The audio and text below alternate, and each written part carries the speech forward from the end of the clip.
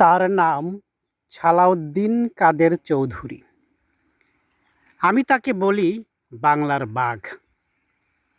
এই বাংলার বাঘ ছিলেন বাতিলের আতঙ্ক।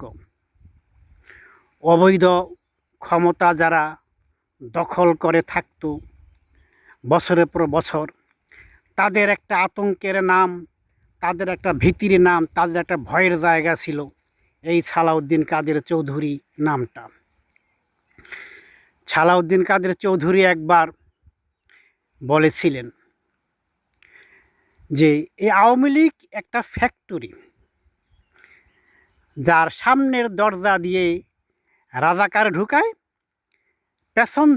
পেছন দিক থেকে মুক্তিযোদ্ধা করে তাকে বের করে।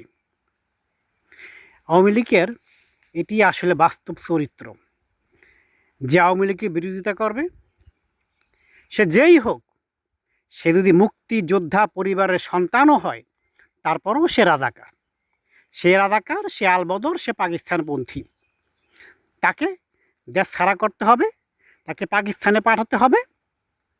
আর যে তাদের অনুগত, যে ভারতপ্রেমী, যে আওয়ামী লীগের জন্য নিবেদিত প্রাণ, যে কথায় কথায় শেখ মুজিবকে অত্যন্ত শ্রদ্ধার সাথে স্মরণ করে, শেখ হাসিনার জন্য জান মান উৎসর্গ করে দেওয়ার জন্য প্রস্তুত থাকে, সে যেই হোক, সে রাজাকার হলেও কিংবা রাজাকার পরিবারের সন্তান হলেও সে মুক্তিযোদ্ধা, একজন বিশিষ্ট দেশপ্রেমিক।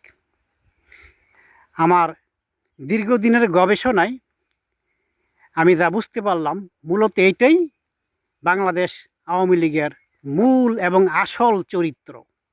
ধন্যবাদ সবাইকে।